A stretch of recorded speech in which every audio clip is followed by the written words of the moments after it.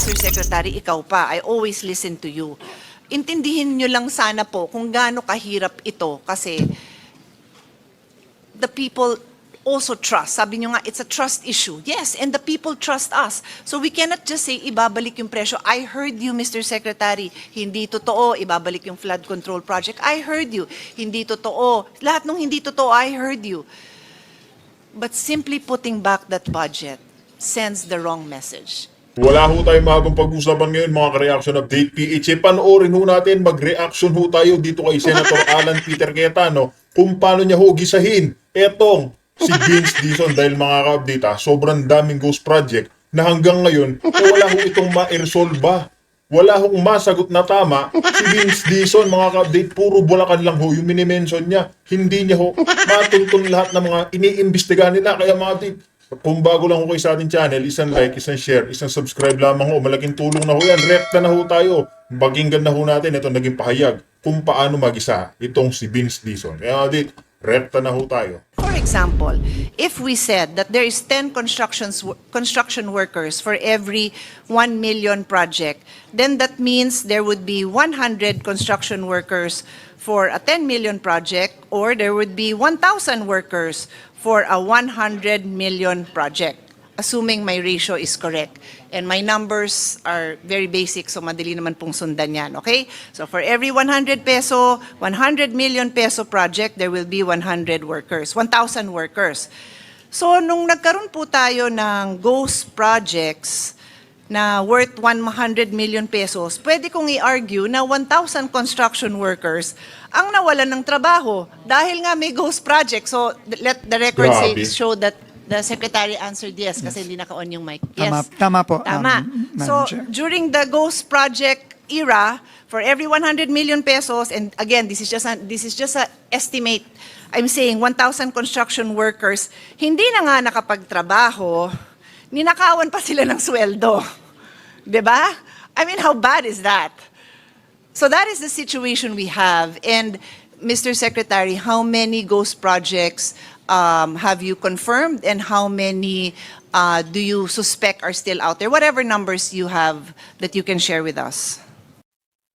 Right now, Mr. Chairman, Madam Senator, our numbers are still, for flood control, our validation is still ongoing. But for Bulacan alone, we have already discovered roughly about 15 ghost projects in Bulacan alone. Ayan mga ka-update, pakinggan ho natin. Puro Bulacan lang itong name-mention na itong si Vince Dizon.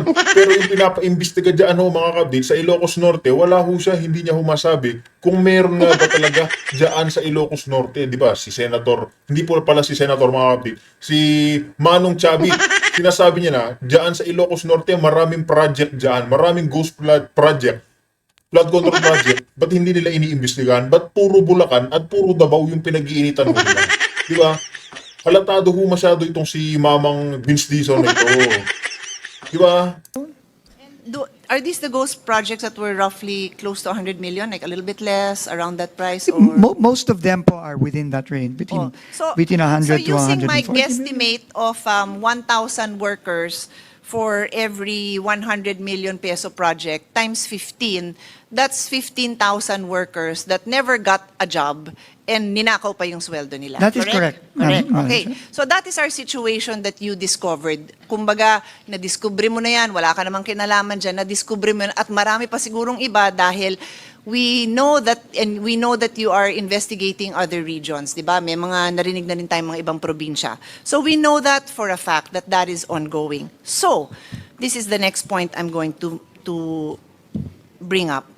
So, when we in the Senate, and for that matter, I'm sure our colleagues in the House did the same, review the budget of DPWH, and the amount is 600 plus billion, no? 670 billion, is that correct? That is the amount that I recall. And then the Secretary had requested, sabi ni Presidente, babaan nyo yung budget, and then the Secretary informed the Senate, babaan nyo ng 50-something million. Tama? 53? Tama ba, Mr. Chairman? Ano yung binawas natin? 53 billion. Parang 53 sa magic number. Yun din yung sa PhilHealth na NEP na kulang tayo ng 16 billion. Just to say, okay, kung mga may numerologists dyan, 53. Okay, 53 billion yung, ha? Natandaan ko lang. 53 million yung natanggal sa Senate version. And that was based on the recommendation that the DPWH gave us, correct? Sorry, no. Let me clarify. In the committee hearings, I was asked a question, Madam Senator. If the DPWH cannot bring down the price of materials, will you agree to a 25% across the board cut? And my answer during that hearing was yes. However, we were able, based on the directive of the President, to reduce the prices of materials as far as cement, steel, But etc. that's later. That's No, okay. later, So yes. let me just go chronological So the order. 53 billion, I just need to correct it, Madam Senator, did not come from DPWH. Okay. But the Senate used the input that the Secretary provided and came up with the 53 billion. So sa Senado na yan, no? We came up with that number. Yes, which I tried to clarify in today's Correct. in the presentation today. Thank you very much. Pero I also listened to the interventions of my colleagues. So I won't go into that detail. Basta 53 billion based on the understanding of the Senate on the instructions given and our desire to reduce the cost because there were a lot of overpricing as far as we understood it to be, also based on the President's directive and His Honor's explanation to us. So having said that, may 53 billion tayo ngayong binawas. And the argument before us now, as you are presenting it, is pag ito yung na-adapt, that the DPWH is less 53 billion, baka may mga projects na hindi matapos ng maayos. And that is the first statement you made when I took the floor, na yun yung concern nyo na ma-affect yung economic development natin because there may be some project, maybe not all, but there may be some projects na dahil sa smaller budget na binigay, hindi matapos. Tama ho yun, di ba? Yung Tama po. pagkasabi niyo. Okay. Pero Mr. President and Mr. Chairman, yung work ko personally as Vice Chairman of the Committee on Finance for the past 7 years only touches on constructions to the extent that I chair the Committee on Education, and so I'm very familiar with the failure of DPWH to build enough classrooms. Very, very familiar. I can present to you for the last 7 years what I'm presenting every year na from the start of the President's presidency, kung ganito kalaki yung pinasok sana na pondo within the President's term in 6 years, wala na tayong classroom wala na tayong classroom deficiency, but of course no one listened to my suggestions. So I'm familiar with that. I'm also familiar with the construction of state universities and colleges. Congressman Rufus, I'm a big supporter of our state university, USTP in Cagayan de Oro, and many others all over. 6 years kong hinawakan yun at kaya ko lang hindi hawak ngayon dahil kinuha sa akin ng chairman. I will always say that because he does a great job. Magkasundo naman kami dito, but that's the reason why I'm not handling it now. So, may konting alam naman ako kahit na from the eyes lang of a lawyer who's handling the budget. And so, let's just say kinapush yung projects. I don't know, maybe His Honor said there are 10,000 projects. Maybe let's say kinapush ang 10% nun or 5% nun, whatever that number is. Diba may phase 2 naman? Pwede naman ituloy? I mean, ikamamatay ba natin? Because the people will still be employed. They will still, bibilin pa rin yung bakal na mas mamura yung presyo, bibilin pa rin yung semento na mas totoo na yung presyo, i-hired pa rin naman yung construction worker. Ay, kaya lang yung nabigay kasi nyo sa Senado, ang kukulit nyo kasi, gusto nyo mag-ingat, ang binigay nyo medyo kapos, di ituloy sa susunod na taon, ikamamatay ba natin yun? Perishable ba yun? Yun lang naman ang tanong ko because I have encountered this issue so many times because Pag humingi ako ng budget para dun sa construction ng State University dormitories, by the way, that is my passion. So mga colleagues, sa mga lugar nyo, sabihin nyo sa akin kung meron tayong matutulungan dyan sa susunod. It's my passion. Pag kinulang, edi next phase 2. Pag kinulang, edi may phase 3. So yun lang naman yung sa akin. And after I get an answer from the secretary, I'll tell you why I'm exploring this option because of the next point I'm going to make. Just to,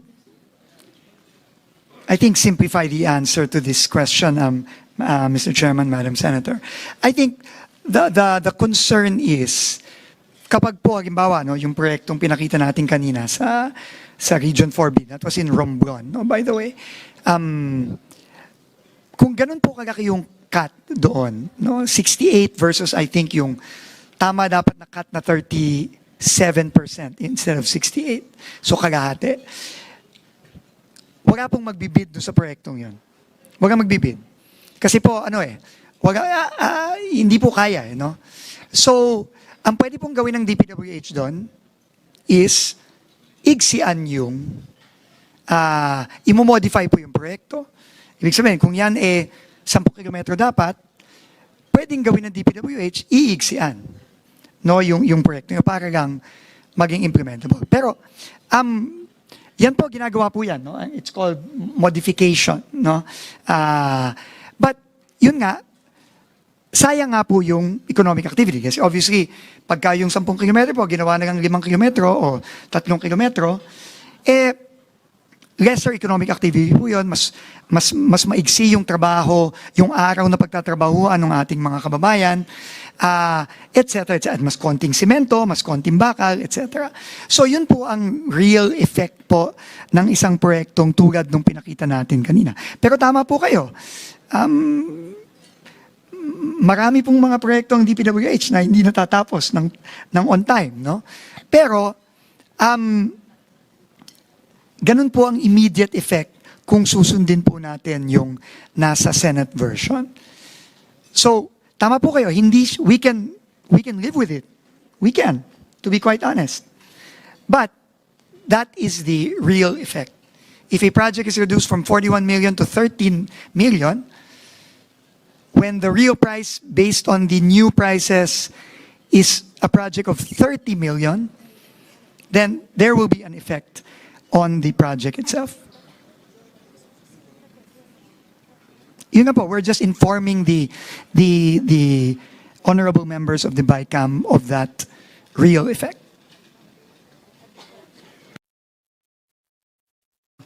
Okay, so I understand, no? You're basically agreeing with me that if necessary, pwede naman ituloy yun the next year, okay? And the reason, and I understand yung nanghihinayang po tayo na, pero kung pwede naman buuin, sino ba naman may gustong mabitin? For example, may sports project ako dun sa probinsya ni Congressman Abet Garcia. Ba't ko naman ipapa 2 years from now kung pwede nang mabuo next year, kung pwede nang maglaro yung mga bata doon, kung pwede na tayong magkaroon ng the next Southeast Asian Games champion doon, di ba? Bakit nga naman? I agree. But, ito na nga yung next point na sinasabi ko. Mr. Secretary, you will recall how important communication is, especially during the time that you were the COVID SAR, the vaccination SAR. No less than WHO emphasized that one of the pillars in addressing this COVID epidemic was proper communications. Apat lang yung pillars nila, di ko na maalala yung 3. Pero yung communication, imagine, was included in the pillars, communication. So ito nangyari. Nabalitaan na merong mga flood control and massive corruption in DPWH. And the President made a statement about it. And then DPWH stepped up under your leadership and addressing this, going on site, identifying the areas that were victims of this massive corruption. So what did we communicate to the people? Hindi tayo papayag na may ganitong klaseng korupsyon. Hindi tayo papayag na may mga kontraktor at may mga konsyabang government employees, officials from all levels, hindi tayo papayag. That is the message. That was what was communicated. So when we step into this BICAM today, ang bit-bit natin lahat, or at least namin sa Senado, nag-reduce ng presyo based on that same communication, based on that same script. Ito ang gagawin natin para sa taong bayan.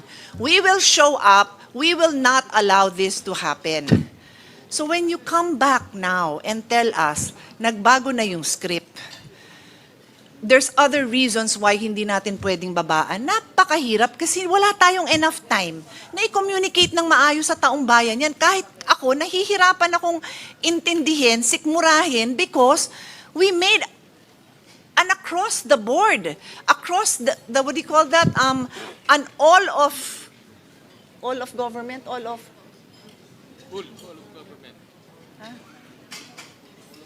government approach. Whole of government approach, di ba? The president, his alter ego, the secretary, members of the House, members of the Senate. Tapos, ang pinangahawakan ng mga tao is we will not allow this overpricing. I know it is not as simple as that. Many times, personally, I have had to make tough decisions in pushing for measures, including, let's say, the CREATE law. Hindi naman lahat masaya ang mga businessmen doon dahil may mga tinamaan. Sabi natin, wag na natin ibigay yung todo-todong, ano tawag dito, yung deductions, yung incentives. Yung incentives that they have been receiving for 40 years. Siguro naman, after 40 years, pwede na kayo magbayad ng tax, di ba? Hindi sila masaya, but we have to do the difficult thing. So, I am very willing, Mr.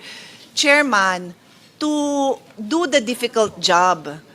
To try to see kung papaano tayo makakapag-provide ng more support to economic activities, especially in the countryside.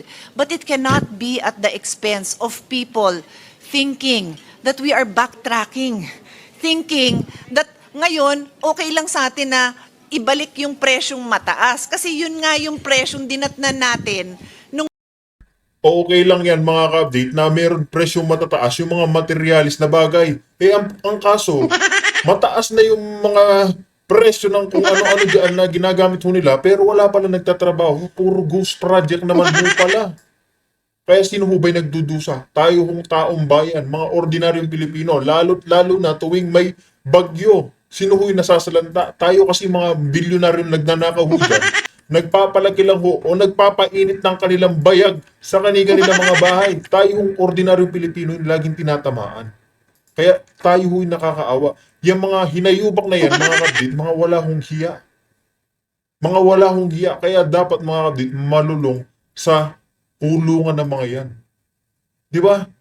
may korupsyon. Ang hirap himayin, tapos nagmamadali pa. Napakahirap.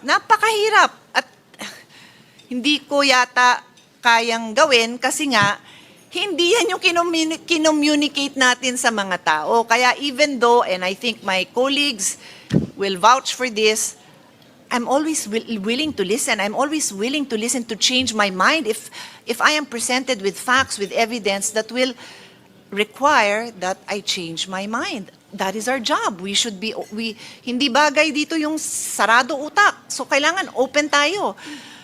Pero ang hirap intindihin. Yun lang talaga. So that is where I personally have difficulty. And you know that, Mr. Secretary, ikaw pa, I always listen to you. Intindihin nyo lang sana po kung gaano kahirap ito kasi the people also trust. Sabi nyo nga, it's a trust issue. Yes, and the people trust us. So we cannot just say, ibabalik yung presyo. I heard you, Mr. Secretary. Hindi totoo, ibabalik yung flood control project. I heard you. Hindi totoo. Lahat ng hindi totoo, I heard you. But simply putting back that budget sends the wrong message. And we know that. We know that. We are all communication experts in our own little way. So, yun po, if somebody can shed light, can improve this communication in the next 24 hours, then let's try to do it because no one here does not want to see countryside development. No one here does not want to support. O baka double negative, hindi maintindihan. Baliktarin ko na lang. Everyone here wants to support development in Mindanao, in Visayas, in Palawan, of course. Lahat. Hindi, tinuro ko na kanina pa. Lahat naman gusto. Lahat naman gusto. Pero sa panong paraan na ang tao kaya nilang intindihin na hindi natin tinatalikuran yung ating commitment sa kanila. Na hindi tayo papayag na may kalokohan and all, I say all, the safeguards are there. So yun lang, Mr. Secretary. You know me well enough to know that I don't want to make your job harder than it is. I have so much admiration for the work you have done and the work you continue to do. But help us out here because this is not something that we can easily just say, okay lang, balik sa presyong. Ayun na nga mga kapatid, minention na rin lamang ni Sen Alan, ay hindi ko pala Sen Alan mga kapatid, Sen Pia Cayetano, itong Luzon, Visayas, Mindanao, isa pa ho yan, yung mga pagnanakaw ho ng mga taga-Luzon, dyan sa gobyerno, nadadamay pati itong taga-Mindanao, kaya yung Mindanao nga mga kapatid, di ba sinasabi naman ho nila, Mayor Baste, Mayor Pulong, hiwalay na ho sana itong Mindanao sa Luzon at Visayas. Bakit ito? Dahil po sa kagagawan ng mga pagnanakaw dyan sa flood control. Sinong pinag-iinitan? Si Kong Pulong, tsaka yung mga nandyan sa Davao. Pero yung Ilocos Norte, hanggang ngayon, hindi ho naiimbestigahan. Wala ho napapatunayan dyan. Puro Bulacan, kung saan-saan. Pero yung mga totoong mga may malalaking proyekto, hindi ho nagagalaw. Hanggang salita lang ho ito si Vince Dizon. Kaya mga update, kung meron ko yung naging opinion reaction dito sa ating tinalakay, i-komento nyo ho yan sa comment section para ho ating pag-usapan. Dito na ho natin tatapusin ang ating reaction video.